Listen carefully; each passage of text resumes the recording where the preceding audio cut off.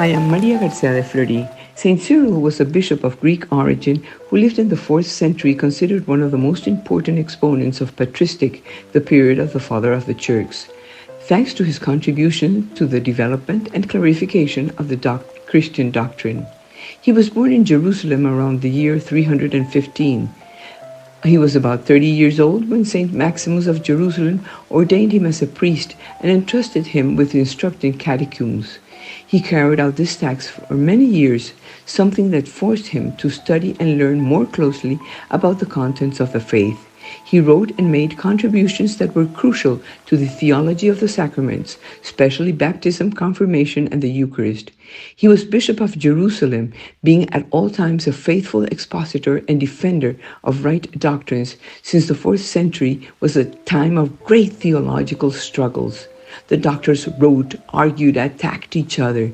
Cyril suffered when he saw the fratricidal fights among the bishops. He sought moderation and compromise, but disapproved of clear errors, such as Arianism, which denied the divinity of Jesus Christ, and Sabellianism, which denied the distinctions of persons in the Holy Trinity. In the midst of the discussions and controversial books, Cyril, as a conciliatory man, wrote a serene and calm book called Catechesis.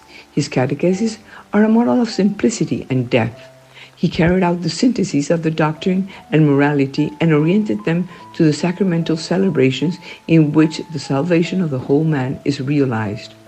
One of the mysteries that he deals with most precision is that of the real presence of Jesus Christ. He said, under the figure of bread, the body of Christ is received, and under the figure of wine, his blood is received, and that reception makes you one body and one blood with him, with Christ. He then explained how the faithful should approach the Holy Communion. Make your left hand like a throne on which to rest your right hand, which is going to receive the King. Sanctify your eyes with the contact of the divine body and take Holy Communion.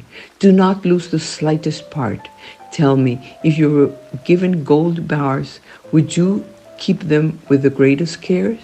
Of course, for precious than gold and precious stones are the sacramental species. A prudent and moderate man, Cyril never wanted to enter in controversy or use debatable terms. More than a theologian, he was a catechist who piously instructed his faithful.